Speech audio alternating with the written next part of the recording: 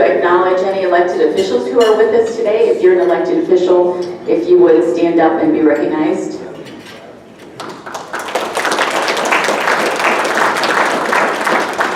Thank you.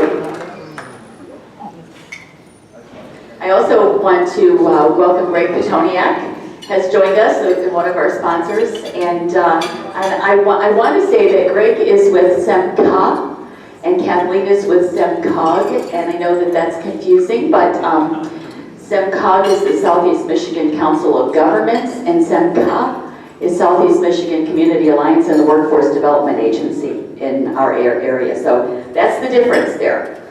We don't want people to be confused. So I'm going to introduce Andrew Linko. He is the supervisor of Brownstown Township, and he's going to introduce our speaker today. Thank you, Sandy. Before I begin the introduction, I just want to say, as a member, our township is a member of SEMCOG, how important it is for regional development. I understand, as well as our board of trustees understands, when development occurs, and even in another area, say as Huron Township or in Woodhaven, that all the communities in the downriver benefit from that investment. So we also look at economic development, not what we can do for our township, but also what we can do for our downriver area, and as well as look at the global economy, because it's very important. So with that, I was very excited to be able to introduce our executive director of SEMCOG, and I'd like to begin that introduction. Kathleen Lomako has been named the executive director in 2014 for the Southeast Michigan Council of Governments, and she is the 6th executive director since SEMCOG was formed in 1968, and she is the first woman to hold the position. She has played a major role in establishing SEMCOG as one of the elite councils of governments in the nation. She has been employed as I said, since 1978. She became executive director in 1998. She has a bachelor's degree in urban planning from Michigan State University and a master's degree in urban planning from Wayne State University. She attended Harvard University's program for senior executives and state and local government at the John F. Kennedy School of Government, as well as other specialized training. She is a certified association executive and holds several other planning certifications. She has also held leadership positions in a variety of local organizations, including Leadership Detroit, the Heat and Warmth Fund, Michigan chapter of the American Planning Association, Michigan Society of Planning, Inforum, the Michigan chapter of Women in Transportation, and the Michigan Society of Association Executives. Will you please give a warm chamber welcome to Kathleen Lomako.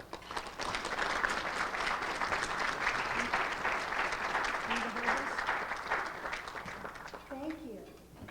I appreciate the opportunity to come and talk to you today. And what I'm going to do is share a bit about the work of SEMCOG and how it relates to you in the downriver area.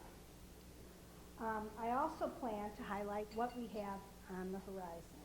And I've got to get this going.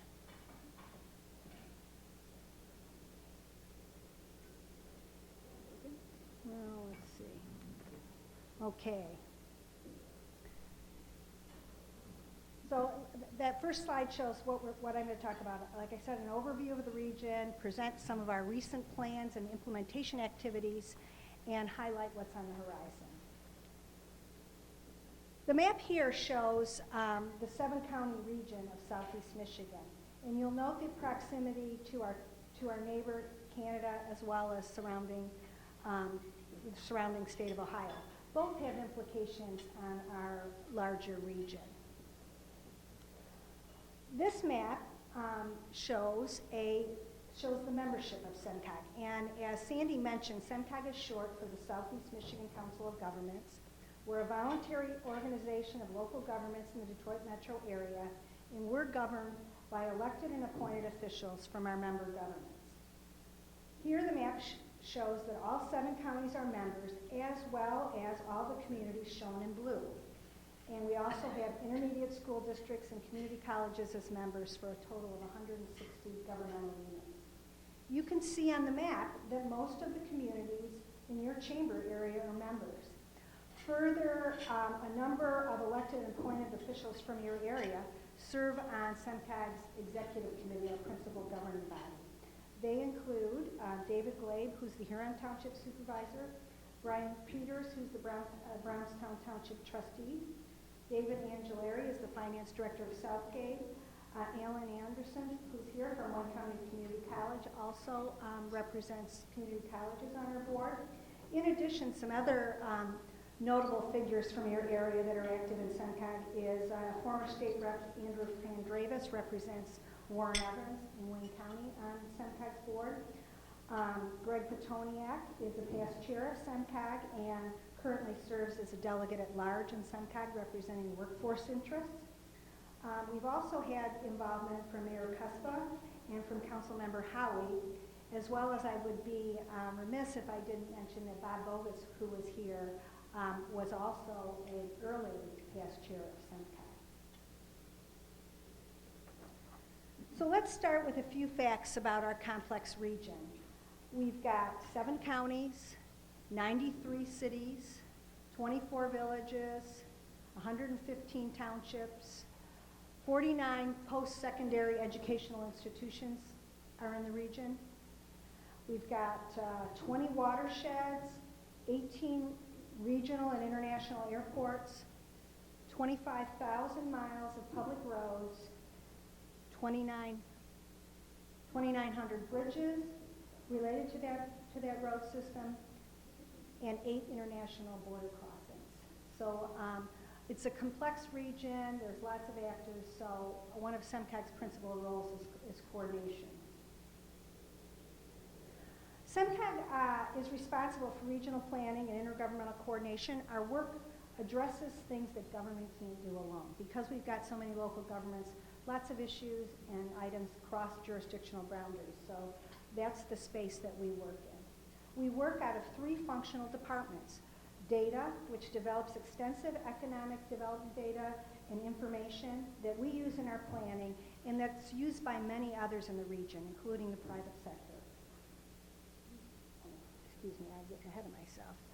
We also have a plan development department that develops regional plans, and as important, we have a plan implementation department, and they're charged with seeing that our plan is implemented at both the regional and local levels. Our goal is to have our plans implemented, not sit on the shelf. The broad issue areas that we address are transportation, economic development, and the environment. So what does the data tell us about the economy in Southeast Michigan? Light vehicle sales set a new record of 17.8 million units in 2015. Sales for 2016 are a little slower, but at this point we anticipate that they're going to be a little lower. But that should not be hindering the growth of the region's economy, as many of the sales are in the more profitable light truck component, and that continues to increase. Driven by auto sales, Southeast Michigan's gross domestic product has grown for 5 consecutive years. Growth is stable at about 2% per year, which is much better than the situation that you can see on the chart in the early 2000s, where it wavered between growth and decline.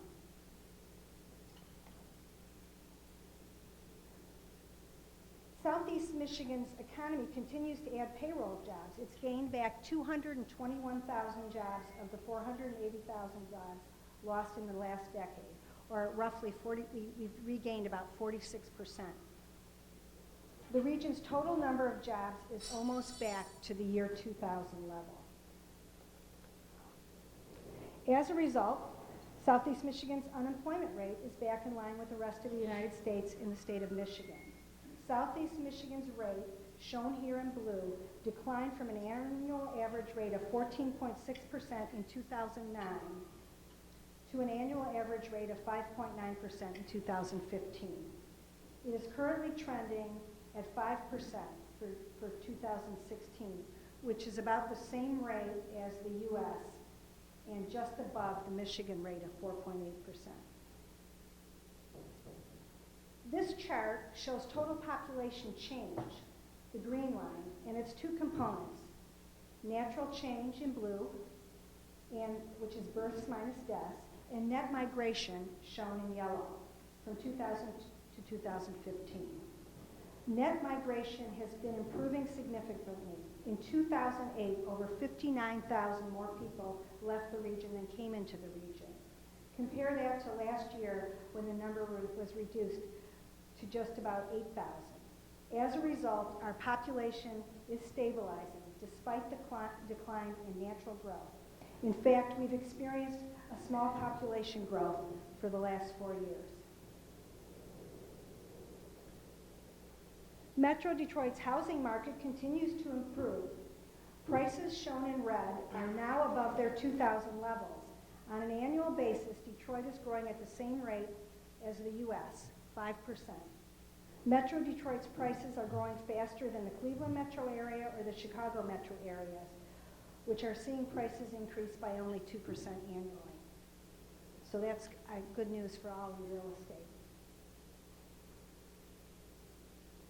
Before I move on to how we use the data at SEMCOG, I wanted to let you know about one of our most valuable, our most popular items, which is on our website, which is known as interactive maps. You can see examples of the types of interactive maps shown on the screen. What that portion of our website allows you to do is zoom in to any specific location in the region and select specific items and look at how it impacts your area. This is something that I encourage you all to go back and do when you get back in your offices. Our website is semcog.org.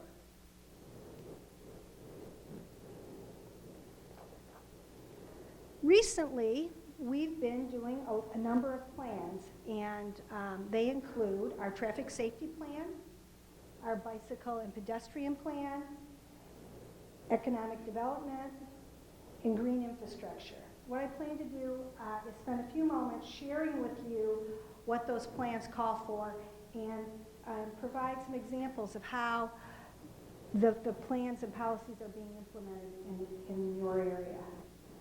So our safety plan, it's designed to improve safety on our region's roadways and guide investment in traffic safety projects in the region. It benchmarks traffic crashes, it identifies problem areas, it also includes specific strategies that we need to pursue to address those traffic safety issues. To assist local efforts, SEMCOG analyzes and shares information on crash data. And we do this in ways that a picture is worth 1,000 words. When we can sit down and show people where the accidents are occurring in this region, it can help target activities to improve the safety. The actions that we focus on are known as the 4 E's. Those are engineering, education, enforcement, and emergency services. Also shown on this map is a picture of a team of our staff that go out and look at problem locations with our local members and try to identify plans to reduce traffic crashes. Our plan for improving bicycle and pedestrian travel includes an inventory of facilities, prioritized regional corridors, and regional strategies and actions that SEMCOG, MDOT, communities, and others can take to implement or to enhance biking and walking. One of the major priorities in implementing our biking and walking plan is to enhance connectivity and fill gaps in our regional trail system, especially those that provide access to parks, downtowns, and other locally and regionally significant destinations. The development of the Iron Belt Trail is one of these major regionally significant projects. In southern Wayne County, the Iron Belt Trail uses the Downriver Linked Greenways Initiative Plan route, as well as existing trails through the metro parks, the Lower Huron, Willow, and Oakwood. In total, the proposed Iron Belt Trail includes 8 cities and 5 townships in southern Wayne County. SEMCOG has been and will continue to work with the county and these communities to plan the facilities and the best routing options and to coordinate funding for the development of these routes. Filling regionally significant non-motorized gaps and providing technical assistance to communities looking to enhance walking and biking for their residents are priorities for the plan. The Transportation Alternatives Program is a funding program administered by SEMCOG that provides funding for these types of projects. Pictured here are 3 projects in southern Wayne County funded through the Transportation Alternatives Program. Projects such as these make those vital connections to regional greenways and trails, contribute to vibrant downtowns, and provide safety improvements that encourage and enhance the ability of residents to travel by bike and by foot. The 3 projects shown here are implementing a pedestrian pathway and lighting along Wayne Road in Romulus, providing safe access under I-94 for students to walk and bike to Romulus High School. There's a streetscape and green infrastructure enhancements along Ecorse Road in Allen Park. And there's a 14-foot wide multi-use bridge for bicycle and walkers across I-75 along West Road. So these are local examples of implementing the types of connections that our plan calls for. Moving to economic development. We have an economic development strategy that provides a framework for the public and private entities, including government, business, education, labor, and workforce agencies from across Southeast Michigan to work together to increase our region's prosperity. The focus areas of the plan, there's about 15 strategies there, but they fall into 3 categories. The blue category is known as community assets. The orange category is strategies involving talent and innovation. And the 3rd category in green is business climate. These are the series of strategies that we're trying to get people to rally around to improve our economy. And our strategy recognizes that no one person or organization is in charge of the economy, but if we work together on common strategies, we're bound to be more prosperous.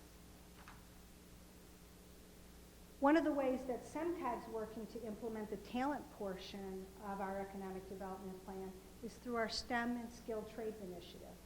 We're building awareness, interest, and appreciation for skilled trades and technical careers to meet employer needs and the needs of a changing economy. This is an example of one of the posters we created as a part of an education campaign, and we worked with career technical people within the school districts to both develop the messages and test the education campaign, because we think the schools need to be a part of sharing the potential opportunities that are in STEM and skilled trades. Another regional plan is our green infrastructure vision. Green infrastructure includes things like parks, lakes, wetlands, trees, as well as constructed green roofs, bioswales, and rain gardens. In addition to its contribution to environmental quality, green infrastructure is increasingly recognized for its contribution to placemaking and healthy communities. This is a map from the vision showing green infrastructure opportunities within Wayne County. Things like trails, water access points, provide opportunities for green infrastructure and green streets. We're working with the county to add additional green infrastructure elements in these communities, such as introducing more trees, native planting, rain gardens, and community gardens. The plan identifies the role of various organizations in green infrastructure, including businesses, encouraging them to incorporate green infrastructure on commercial and industrial properties by planting trees, installing bioswales or rain gardens. And a major example of this is Ford's green roof at the Rouge plant.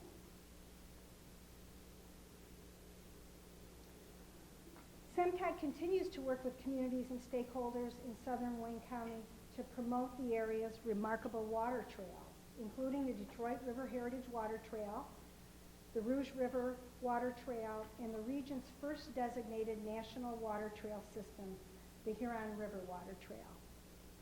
In addition to the great work being done to recognize and enhance the water resources in the area, the county has been a leader in designating native planting grow zones within the Rouge watershed.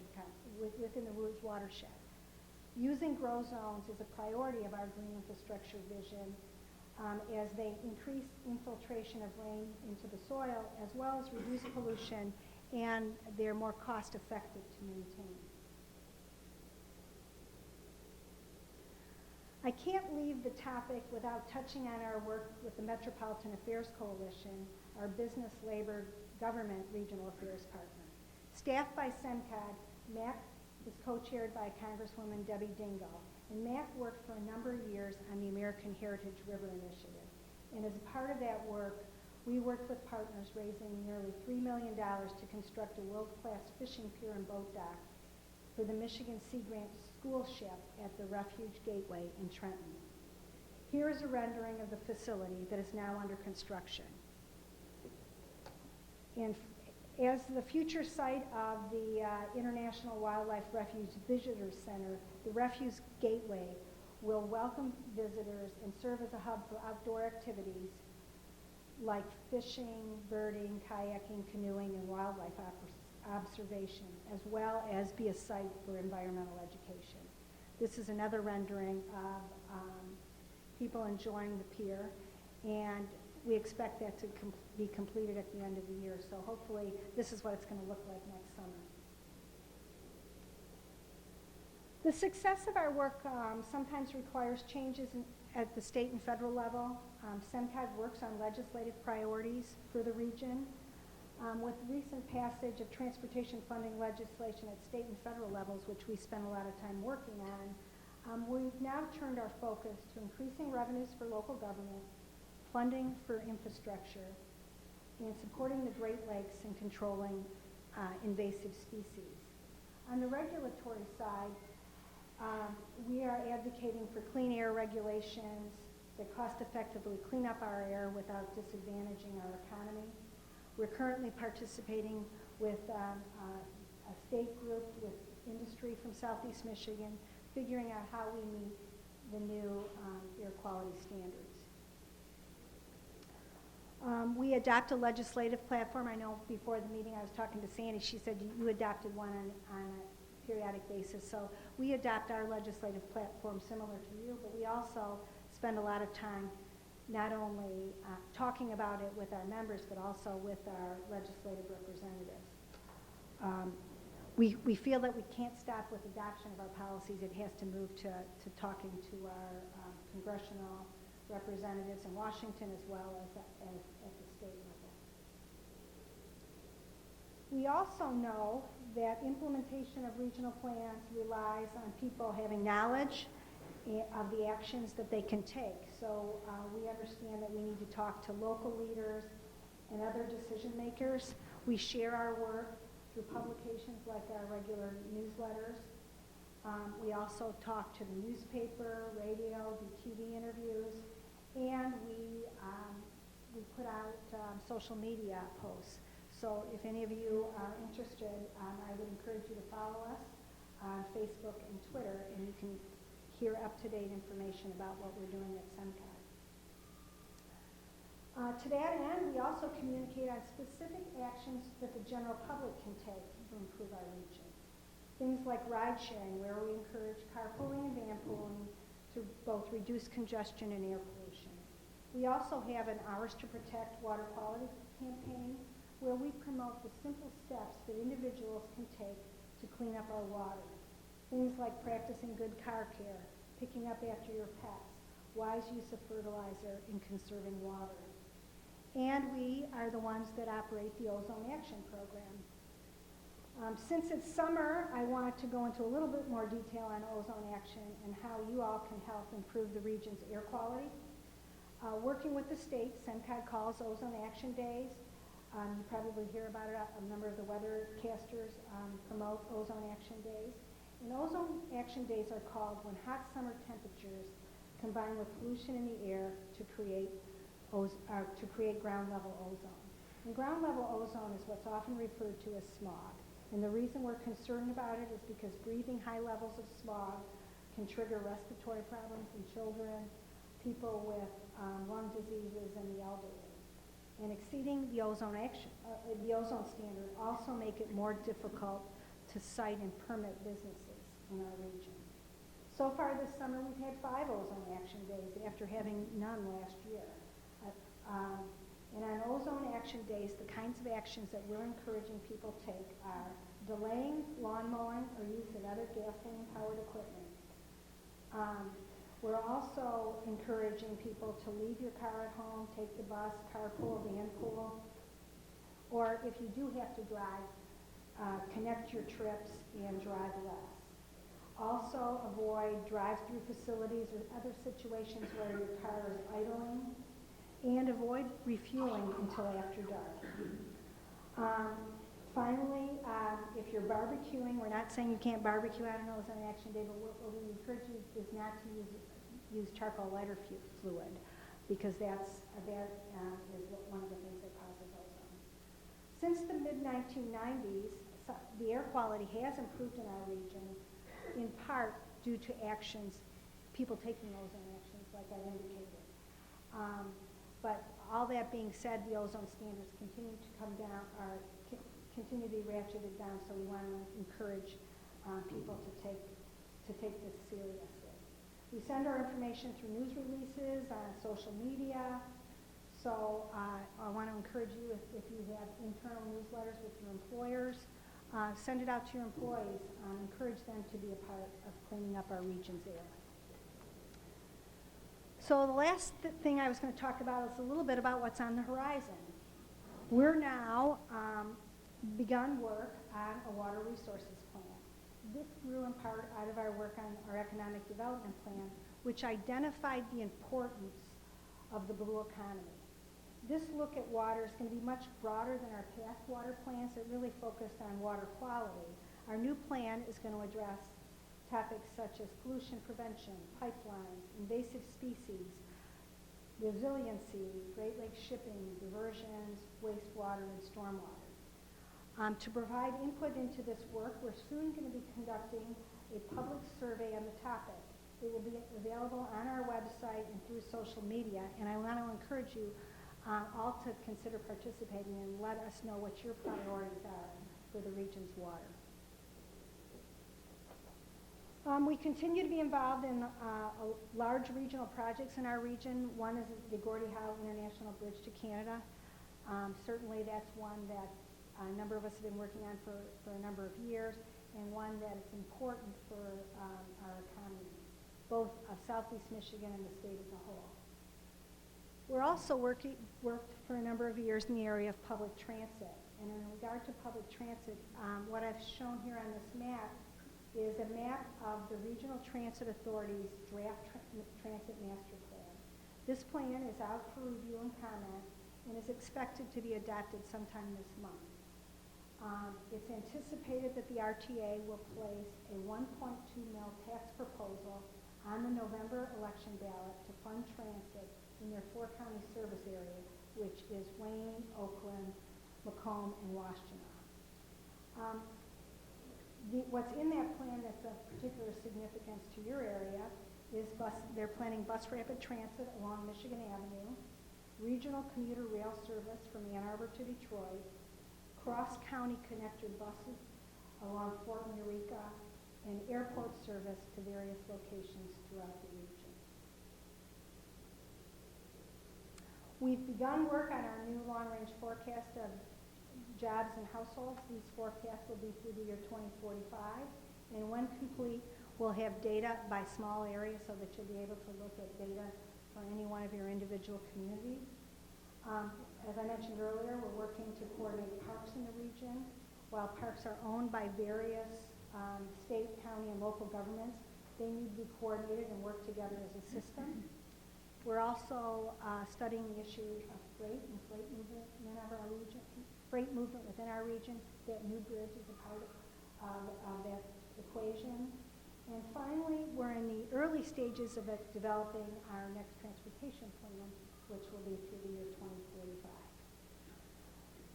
In closing, I want to thank you for the opportunity to speak with you and share what SEMCOG's up to. I want you to know that your area is an important part of our region and that you're well represented in SEMCOG by the officials from your area. So with that, I would be happy to answer any questions.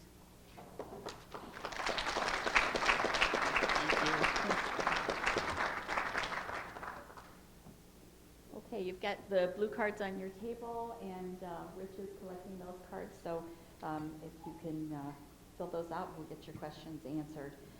While you do that, I want to recognize the sponsors again. Thank you all for being here.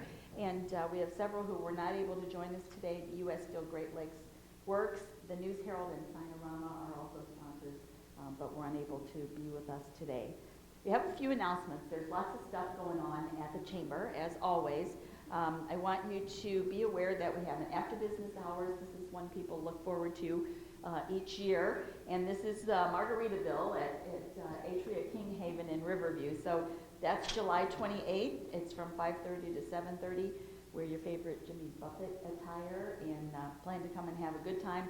Bring lots of business cards because there's lots of networking that goes on at the after business hours. Then that beginning in August, and can you believe we're already halfway through July and I'm talking about August, but I gotta do it as much as it hurts. So we're gonna start the month out with the Morning Spark as we always do. That's gonna be August 5th. That's a Friday morning from 8 until 9, and it's going to be at Telegraph Chrysler on Telegraph Road in Taylor.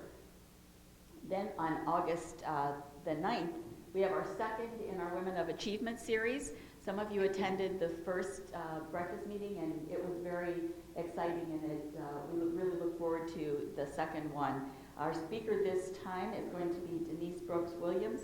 She's the president and CEO of Henry Ford Wyandotte Hospital, and she's a member of our board of directors. But she was named by Crain's as one of the 100 most influential women in Michigan this year. And so I hope that you all will come and hear what she has to say. She's going to tell her personal story and tell us how she got to be one of the most influential women in Michigan. And then we've got a big time coming up on Saturday, August 20, and that's our Bacon and Beer Fest. It is going to be, we'll have a tent in our backyard, and we're going to have a lot of craft brewed beers. We're going to have a lot of bacon dishes, and some of those are going to be really interesting, so you're going to want to see that. Then we are also, and I don't know if I'm even allowed to say this, I hear that there's some issue about this, but we're going to have a bowling competition. If you don't know what bowling is, it's a combination of bowling and football, and so you're going to want to see that, you're going to want to participate in that. The next legislative forum is going to be in September on the 26th. That's going to be Meet the Candidates. We'll have all the candidates for the Michigan House of Representatives will be invited to join us on that day. So please come out, and you would be surprised. It's a lot of speakers, and you'd be surprised how much you can learn about a candidate in 5 or 6 minutes speaking to our group. We have a big event coming up in 2017, and I know we're kind of pushing it getting to next year, but this is something that you need to plan for. We're going to be taking a trip to Italy, and it's going to be a fantastic event, a fantastic trip. Kathy Belinsky is with us, and she's got information about that trip. So if you're at all interested in that, you'll want to see Kathy and speak with her. We also have a trip coming up to Hong Kong and Thailand.